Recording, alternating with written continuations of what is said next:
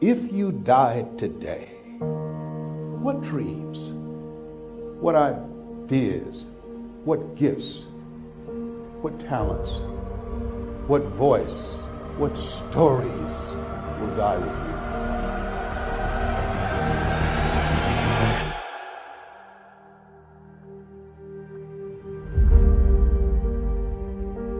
See, a lot of people go to work every day miserable, and all they do is just talk about how miserable they are, but they don't do anything about it.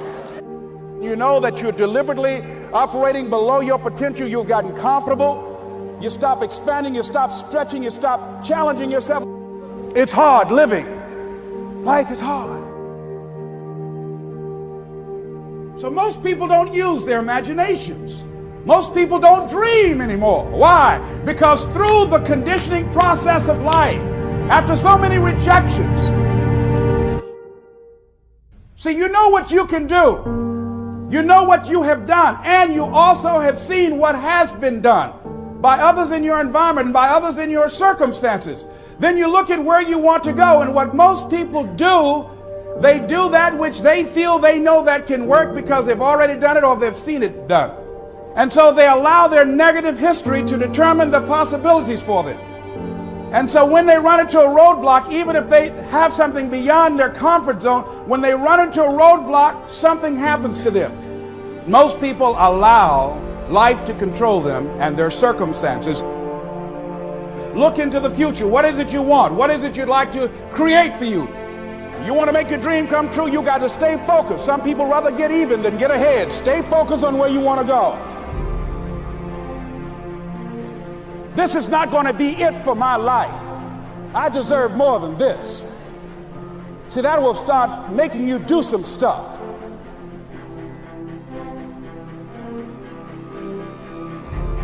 Not only is it possible for you to have your dream, but it's necessary.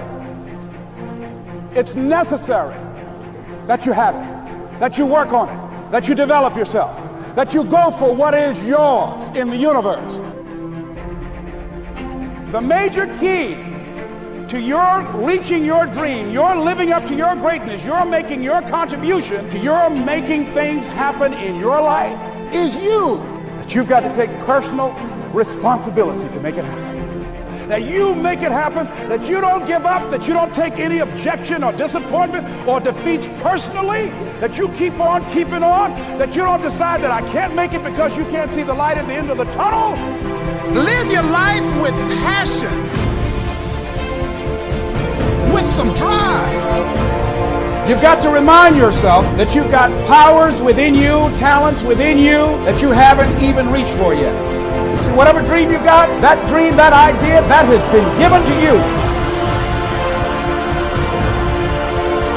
There's no guarantee that because somebody is now down on their luck, they can never come back. Who can guarantee that you can't make it? That you can't have your dream? Who can guarantee that you can't do what you want to do? No one can do that. No one can predict that. All we need to do is we look at our dreams as we get ready to hit the floor. I'm blessed and highly favored.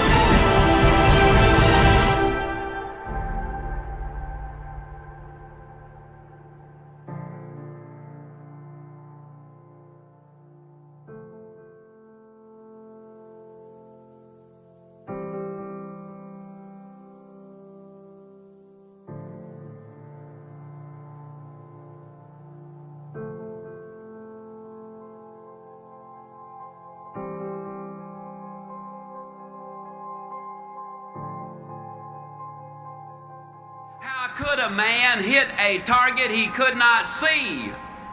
That's a pretty good question. Here's another one. How can you hit a target you do not have? Besides, planes are built for flying. Ships are built for sailing. Houses are built for living.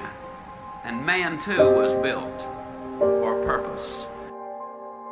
He was designed for accomplishment. He's engineered for success. He's endowed with the seeds of greatness. And the greatest danger we as human beings have is when we do not do anything at all. People today complain of lack of time. It's not lack of time that's the problem, it's the lack of direction.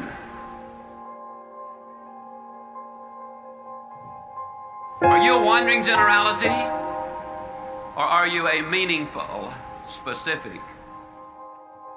Are you going to work tomorrow because that's what you did yesterday? If that's the reason you're going tomorrow, you won't be as good tomorrow as you were yesterday because you're 2 days older and no closer to the goal you do not have. What about you personally? Have you got your goals laid out? Are you a meaningful specific, or are you a wandering generality?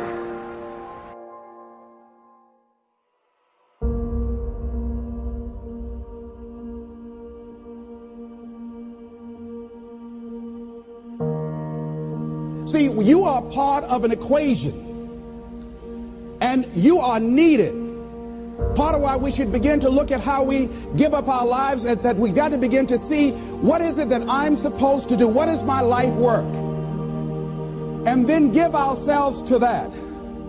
Because as we do that, ladies and gentlemen, I guarantee you, as you begin to take on this new era that we're in, if you decide that I'm going to begin to start living life, I'm going to start giving more of myself, I'm going to start putting out more, contributing more to life. Here's what's going to happen, ladies and gentlemen. I guarantee you that life will take on a whole new meaning for you. I guarantee you that life takes on a whole new dimension. That you'll be happier. You have a greater sense of happiness and fulfillment in life. That now you will begin to take off on some new paths to some newer horizons.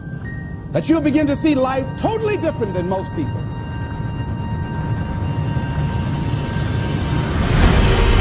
You got to have those long-range goals. And the rule is a simple one.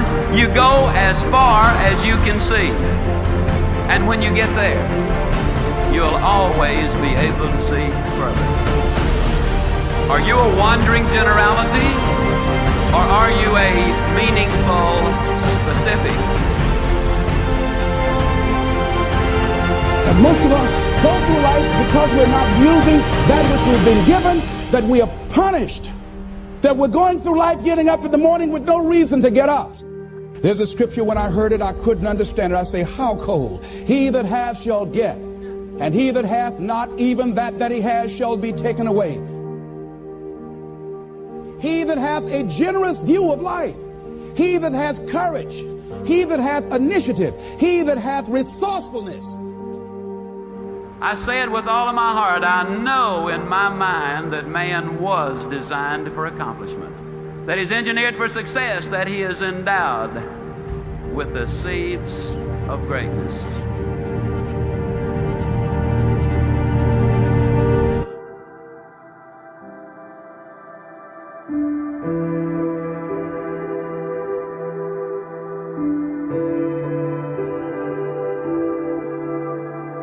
Life will always give us some questions. There will be times when we have to take time to search ourselves.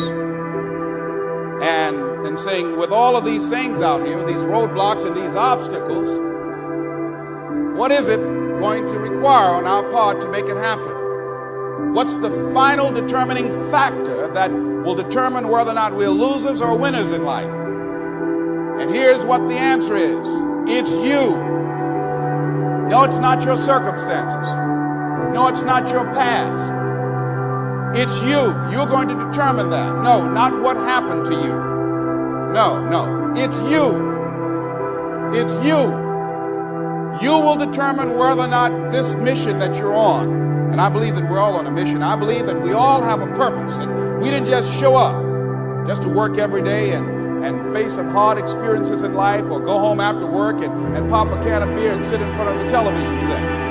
No, I don't think that life is like that for us. I think that we all showed up here on a divine mission to do something.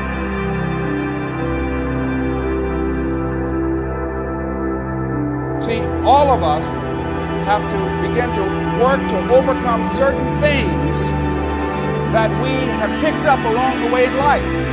You've got to watch the energy that you're around, and you've got to start searching yourself to Ask yourself, what is it? Is this really me? When you look in the mirror, when you look at your life, when you look at where you want to go, you got to ask yourself the question, is this really me?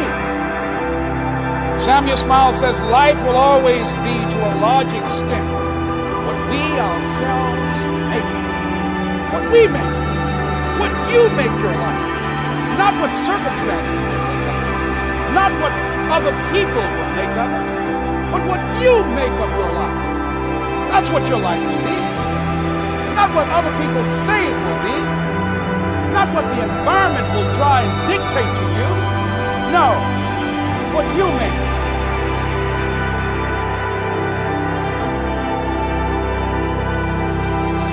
Live now. The common consciousness to keep people from living up to their true potential.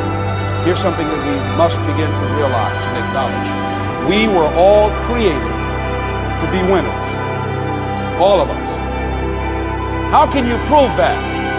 We can prove it by our consciousness, just by our subconscious mind. We were destined, we were born to be winners. We have been endowed with greatness.